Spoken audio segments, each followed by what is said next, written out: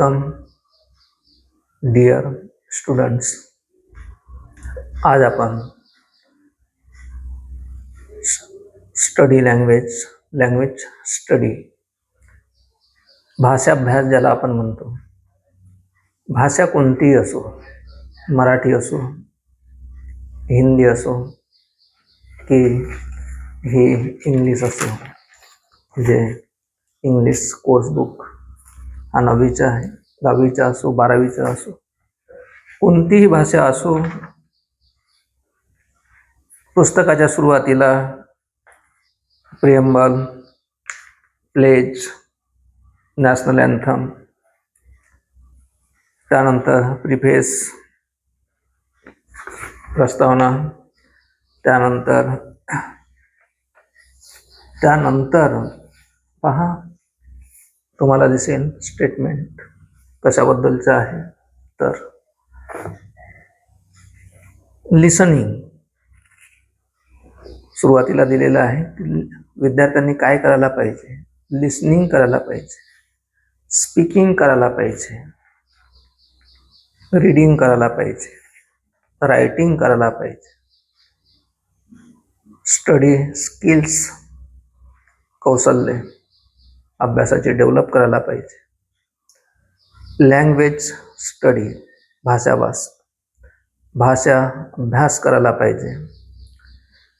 आणि तो कसं करायचा त्याचा सविस्तर प्रत्येक पुस्तकामध्ये एकदम जास्त डिटेल नाही, परंतु थोडक्यामध्ये पाहिजे ते अत्यंत महत्त्वाची माहिती.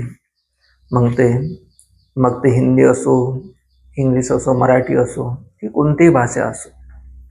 आणि भाषा असते कशासाठी, तर आपले विचार प्रकट करण्यासाठी. आता जे काही मी बोलत आहे ते विचारातून मी प्रकट करत आहे. मला जसं उपदेश द्यावासं वाटते, तसं टीचिंग करावंसं वाटते, ज्याच्यामुळे विद्यार्थ्यांचा आणि समाजाचा, देशाचा फायदा होईल हा दृष्टिकोन ठेवून गेल्या 15 वर्षापासून मी हे काम करत आहे.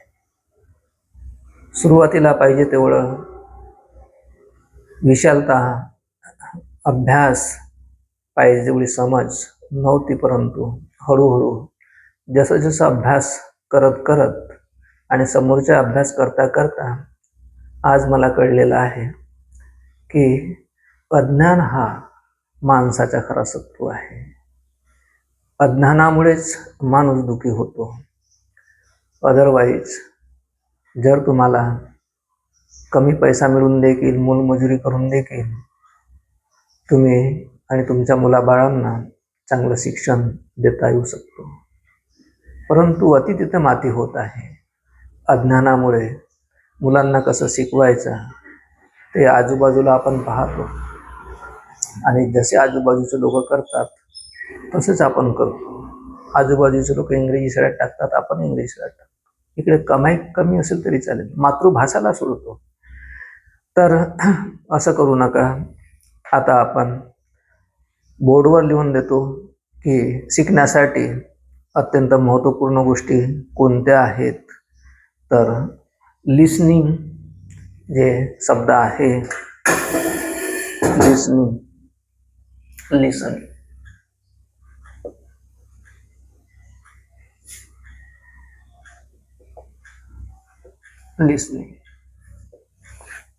लक्षात ठेवायचं आहे. अत्यंत महत्त्वाच्या ज्या गोष्टी आहेत त्या आपण लक्षात ठेवलं पाहिजे. Listening, speaking,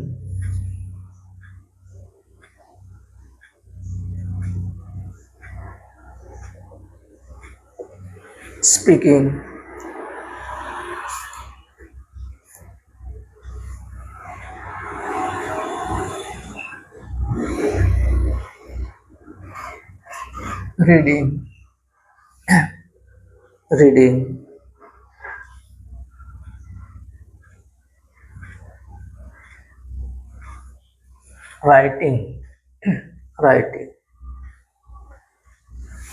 writing, study skills,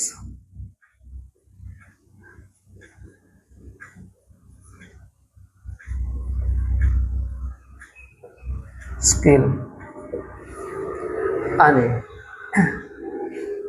language study.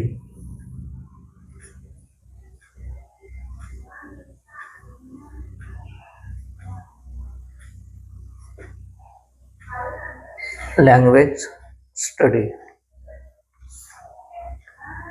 बघा, तर अशा पद्धतीच्या ज्या गोष्टी सुरुवातीला पाठ्यक्रम सुरू करायच्या पहिले म्हणजेच गद्य आणि पद्य हे यांची सुरू व्हायच्या पहिले सुरुवातीला विद्यार्थ्यांना सांगितल्या जातो की गद्य, प्रोज, लेसनचा अभ्यास कसा करायचा, कवितेचा अभ्यास कसा करायचा, त्यासाठी ह्या 6 गोष्टी पहिले लक्षात ठेवून आपल्याला प्रत्येक त्या भाषेचा अभ्यास करायचा असतो. परंतु गोष्ट अशी राहते की आपण सुरुवातीच्या अत्यंत महत्त्वपूर्ण गोष्टीकडे दुर्लक्ष करून भूकंपट्टी किंवा रीडिंग देखील आपल्याला करता येत नाही, धड वाचता येत नाही, धड ऐकता येत नाही, धड बोलता येत नाही. कारण की आपला मन जो असते याच्यामध्ये एकाग्रता किंवा समोरचा माणूस आपल्या फायद्याचे शिक्षक किती महत्त्वपूर्ण गोष्टी आपल्याला सांगत आहेत याकडे लक्ष न देता आपण क्लासमध्ये आजूबाजूच्या मुलांसोबत किंवा इकडे तिकडे काहीतरी पेन हलवणं, पाय हलवणं, इकडे तिकडे पाहणं, मुलांसोबत बोलणं, आपण भान विसरून जातो की सर काय सांगत आहेत. सर पुन्हा पुन्हा तुम्हाला सांगतात, listen to me, listen carefully, look at the board. परंतु आपण मात्र त्या गोष्टीकडे लक्ष देत नाही. आता सवयी ज्या आहेत आपल्या, ह्या सवयीचा माणूस गुलाम झालेला आहे. वास्तविक पाहता सुसंगती, चांगल्या सवयी आणि चांगल्या पुस्तकांचा अभ्यास, सुसंस्कार हे माणसाला खऱ्या ज्ञानाची ओळख समोर करून देतात. परंतु जर ह्या गोष्टी मिळाल्या नाही तर माणूस कितीही समोर शिकून देखील ते म्हणतात मग पळाली का बेवकूफ. दररोज आजूबाजूला आपण पाहतो असेच खूप शिकलेले व्यक्ती देखील वादविवाद भांडून तंटे, त्यांना भानही नसते की आपण काय बोलत आहोत. लोक आपला तमाशा पाहत आहात. एकंदरीत मनोरंजनासाठी तमाशा पाहणं, गोंधळ, नौटंकी, नाटक, टाइमपास करणं हे वेगळी गोष्ट आहे. परंतु स्वतः तमाशा दाखवणं हा एक महामूर्खपणा आहे. तर भाषेच्या माध्यमातून एक लक्षात ठेवायचं आहे. आता शब्द लिहून दिलेले आहेत. आता ही सगळी माहिती मी तुम्हाला 10-15 मिनिटामध्ये थोडक्यामध्ये समजून सांगतो. हां, तर विद्यार्थी मित्रांनो, आपण इंग्लिश स्पीकिंग क्लासेसच्या माध्यमातून आपण इंग्रजी भाषाबद्दल थोडंसं विचार करूया. आता रीडिंग जो आहे, पुन्हा अजून मी सांगतो आहे की रीडिंग जो शब्द आहे, रीडिंग पहा. आता रीडिंग हा शब्द आपण घेऊ, रीड, हा रीड शब्द घेऊ. पहा, याचा उच्चार रीड आहे. डिस्टन्स रीड आहे. दुसरा जो आहे हा बघा, याचा उच्चार रेड आहे. क्रियापदाच्या बाबतीमध्ये जे वर्ब्स अत्यंत महत्वाचे वर्ब्स, हा V1 क्रियापदाचा मूळ रूप, याचा उच्चार रीड आहे. याचा उच्चार रेड आहे. V2 म्हणजे क्रियापदाचा दुसरा रूप, याचा उच्चार रेड आहे. याचा उच्चार देखील रेड आहे. V3 हा V1, V2 आणि V3. आणि मग V4 मध्ये रीडिंग. आता चालू काळामध्ये हा रीडिंग वापरला तर अर्थ त्याचा वेगळा होईल, आणि हा जर ING लावून नाम बनवलं तर याचा अर्थ वेगळा होईल, आणि हा जर रीडिंग आणि हाच जर आपण नाम किंवा विशेषण बनवलं तर मग त्याचा अर्थ विशेषणाप्रमाणे नामाप्रमाणे. पहा, शब्दांच्या जातीबद्दल मी सुरुवातीला सांगितलं होतं, आणि अजून एक सांगितलं होतं. क्वेश्चन टॅग मी मागे शिकवलं त्यावेळेस मी पहिला वाक्य जो लिहिलं होतं क्वेश्चन टॅगमध्ये, जर तुम्ही पाहिलं असाल तर त्याच्यामध्ये जसं यू लाईक मँगो असा केला होता, आणि डोंट यू असा क्वेश्चन टॅग जोडला होता. तर बघा, या वाक्यामध्ये थोडंसं मिस्टेक झालेलं होतं, म्हणजे आहे कोणतं, तर पहा, यू लाईक मँगो. आता पहा, इथं जरी एक मँगो आहे तर मग इथं अ मँगो पाहिजे होता. You like a mango don't you. किंवा मग समजा मँगोज म्हणजे ह्या नामाला जर अनेक वचन म्हणजे आंबे म्हणायचं राहिलं असतं, अनेक वचन म्हणायचं असतं, आंबाच्या ठिकाणी आंबे असं म्हणायचं राहिलं असतं, तर मग हाच वाक्य झाला असता, यू लाईक मँगोज असं झालं असतं,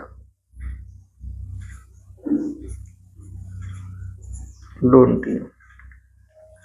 तर बघा, समजा एक आंबा आहे, तुला आंबा आवडतो का, एक आंबा असेल तर अचा वापर होईल, आणि अनेक वचन म्हणजे अनेक आंबे असतील, जास्त असतील तर तिथं ए यांचा वापर म्हणजे हा ए यांचा वापर कधीच होत नाही, हे लक्षात ठेवायचं आहे.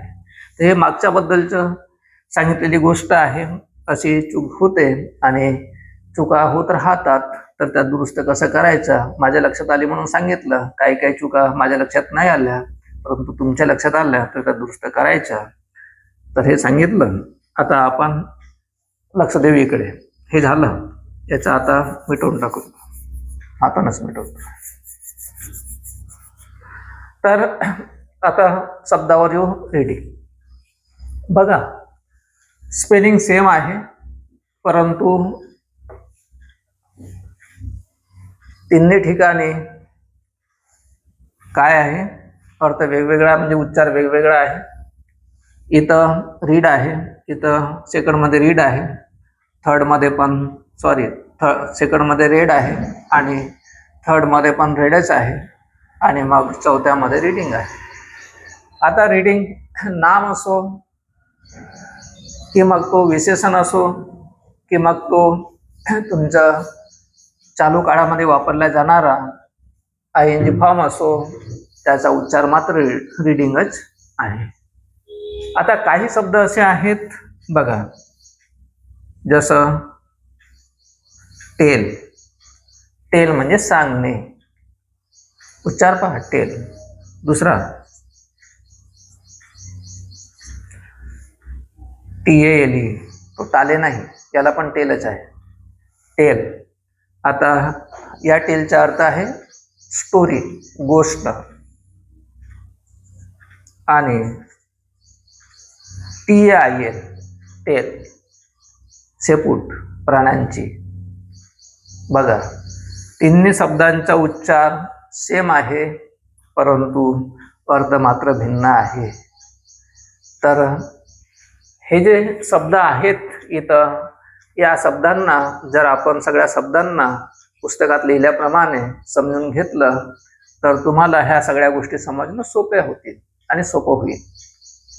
आणि सगळ्याच गोष्टी 15-20 मिनिटात मी सांगू शकत नाही, परंतु ते म्हणतात भातावरून सीतावरून भाताची परीक्षा. तर एका शब्दांबद्दल सांगितलेली गोष्ट जी असते ते तशीच दुसऱ्या शब्दाशी संबंधित असणार, या दृष्टिकोनातून कंपॅरिझन मध्ये जरी आपण अभ्यास केलं तर निश्चितच तुमचा खूप चांगला फायदा होणार आहे. आता बघा, पुन्हा सांगतो, जसं टेअर आहे, टेअर, याचा उच्चार टेअर. टेअर फाडणे, आणि या शब्दांचा उच्चार जर आपण या शब्दांचा उच्चार टियर केला, या शब्दांचा उच्चार टियर केला तर मग अश्रू ढाळणे, अश्रू ढाळणे. पहा, स्पेलिंग सेम आहे परंतु उच्चार मात्र वेगवेगळे केला, आणि उच्चार वेगवेगळा केल्यामुळे याचा अर्थही बदलला. इथं तसंच आहे, इथं स्पेलिंग सेम आहे, इथं आपण उच्चार वेगवेगळा केला तर मग इथं रीड म्हणजे वाचणे आणि रेड म्हणजे वाचलं, पास्ट टेन्स होईल, वाचले, वाचत, असं. तर एक एक गोष्टीकडे जरी आपण इंग्रजीच्या एक एक गोष्टीकडे जरी आपण लक्ष केंद्रित केलं तर इंग्रजी शिकणं सोपं होईल. अदरवाईज आपण पाहतोच की 10 आणि 15 वर्ष इंग्रजी शाळेत जाऊन मुलं इंग्रजी शिकत नाही आणि आई वडील झोपेमध्ये आहे. पुन्हा पुन्हा मी ही गोष्ट सांगत राहतो कारण की ह्या गोष्टीचा 15 वर्षात आलेला अनुभव मला, आणि आता हेच काम करणारा रोहित खेत्रे सर त्याला देखील येत आहे, आणि तो तर प्रेमशाहीच्या नावाने गावागावामध्ये खरोखर अद्वितीय गुरुरे ब्रह्मा गुरुरे विष्णू गुरुरे महेश्वरा असे काम करतो आहे. तर मला असं एखादा शिष्य मिळेल आणि माझे काम गावागावापर्यंत घराघरापर्यंत पोहोचवेल असं वाटलं नव्हतं, परंतु तेच आहे. आंधळा मागतो 1 डोळा, देव देतो 2 डोळा, 2 डोळे, अशीच गोष्ट आहे. तर असे जरी मला 10-20 डोळे भेटले, म्हणजे 10-20 विद्यार्थी भेटले तर काय करेन, काय नाही करणार. परिपूर्ण ह्या ज्या लुबाडणाऱ्या संस्था आहेत, मस्त पैसे कमावणाऱ्या संस्था, लाखो रुपये कमावणाऱ्या, परंतु तेवढा पैसा घेऊन देखील मुलांना साध्या साध्या गोष्टी येत नाही, यांचा बंदोबस्त मात्र मी करून देणार.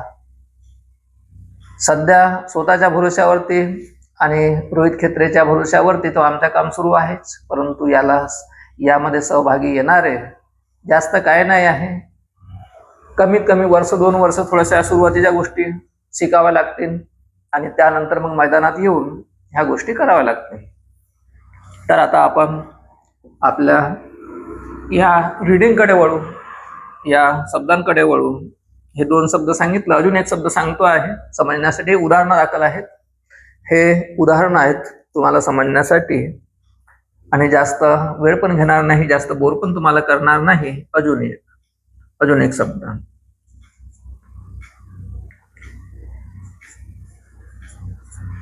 पहा, मिनिट. आता हा जो मिनिट आहे याला आपण उच्चार मिनिट.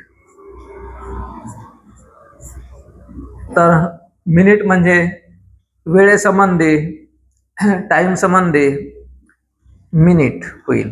मिनिट म्हणजे मिनिट, मिनिट म्हणजे मिनिट आहे. येस लावलं, मिनिट्स, मिनिट. वेळेसंबंधी होईल मिनिट, मिनिटे, सेकंद, मिनिट आणि तास असं होईल. परंतु याच शब्दाला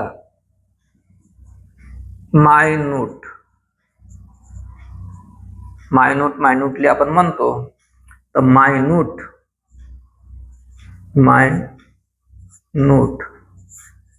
असा उच्चार केला, पहा उच्चारामध्ये देखील फरक पडतो आणि अर्थामध्ये पण फरक पडतो. तर याचा अर्थ सूक्ष्म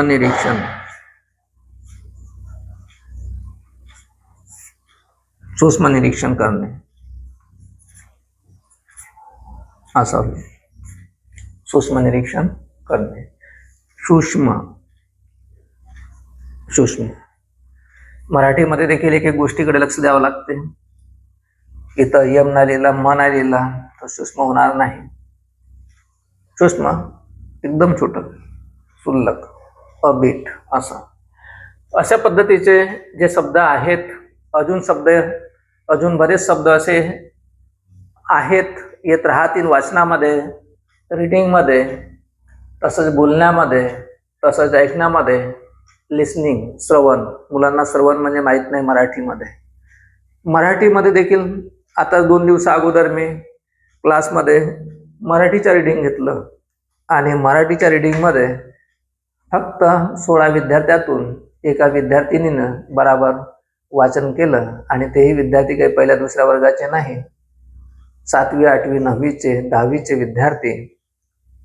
कंबाईंड हा क्लास इंग्रजीचा मी घेतो, तर त्यांना रीडिंग धड वाचता येत नाही, म्हणजे रीडिंग करता येत नाही, धड मराठी वाचन करता येत नाही आणि इंग्रजी शिकायला येतात.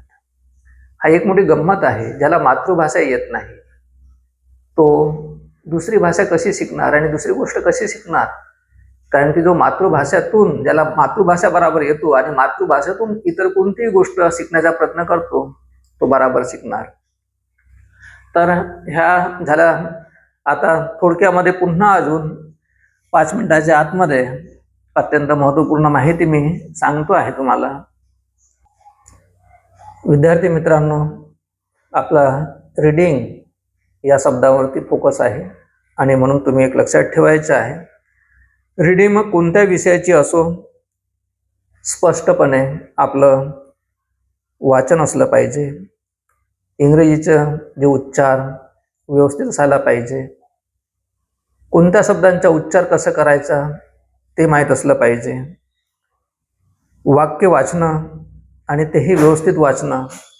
कंप्लीट वाक्य झाल्यानंतर जिथं फुल स्टॉप असेल तिथं किंचित थांबून जाणं. आपलं जो वाचन आहे हा समोरच्या व्यक्तीला समजणेही गरजेचं असतं. कारण की समोरच्याला आपलं वाचन समजत नसेल तर आपल्या वाचनाला काही किंमत राहत नाही. आणि म्हणूनच समोरच्या व्यक्तीला आपलं वाचन समजणेही गरजेचं असतं. आपल्या वाचनाला अर्थप्राप्त तेव्हाच होतो जर आपण एक एक गोष्ट बराबर वाचन करत असू आणि समोरच्याला समजत असेल तर. आपण इंग्रजी विषयाबद्दल थोडा विचार करू आणि विचार करूया ह्या इंग्रजी विषयात इंग्रजी शब्दाला किती महत्त्व आहे. या शब्दांचे उच्चार, स्पेलिंग आणि शब्दांचा अर्थ आणि वाक्यांची रचना या गोष्टींचा व्यवस्थित आपल्याला अभ्यास करायला पाहिजे. आणि त्यासाठीच मी तुम्हाला हे थोडक्यामध्ये शब्द म्हणजे काय आणि त्याचे आतापर्यंतच्या वेगवेगळे एपिसोड बनवून वाक्याच्या रचना म्हणजे काय ते सांगितलेले आहे. तर एक लक्षात ठेवायचं आहे मित्रांनो, शिकण्यासाठी वाचणं, लिहिणं, बोलणं, ऐकणं, चिंतन, विचार, मनन, श्रवण अशा गोष्टींचा अभ्यास करणारा विद्यार्थी हा बुद्धिमान, विवेकशील, सृजनशील होतो. यातूनच त्याची प्रज्ञा विकसित होतो आणि त्यांची प्रज्ञा विकसित होऊन तो व्यक्ती स्वतःचा आत्मशोध घेतो आणि सत्याचा स्वीकार करतो. तेव्हा त्याला अध्यात्मविद्येचा बोध होतो. हे सर्व जे ज्ञान आहे, हे सर्वश्रेष्ठ, हे सगळ्यात वरचं जे ज्ञान आहे ते कुठून निर्माण होतो तर आत्मशोधातून, आत्मज्ञानातून. हे ज्ञान खऱ्या संत सद्गुरूच्या सहवासात, म्हणजेच एकंदरीत जे सद्विचारी व्यक्ती आहेत, शिक्षक आहेत, खरे संत आहेत, पाखंडी नाही, खरे सद्गुरू आहेत, सद्गुरू वामनराव पै असो, आचार्य रजनीश असो, की मग त्याच्याही पलीकडचे ज्ञानेश्वर महाराज असो, की मग एकनाथ महाराज असो, सावता माळी असो, गोरा कुंभार असो, की मग स्वामी चक्रधर असो, तुकाराम महाराज असो, की तुकडोजी महाराज असो, अनेक मग त्या मीराबाई असो, मुक्ताबाई असो, जनाबाई असो, कारण की लेडीजमध्ये देखील संत बनणारे आहेत, ज्यांनी आपलं जीवन समाजासाठी अर्पण केलेलं आहे, ज्यांना खऱ्या सत्याची जाणीव झाली. तर अशा संतांना नेहमी आपण शरण गेलो पाहिजे, त्यांच्याबद्दल आदर निर्माण केला पाहिजे.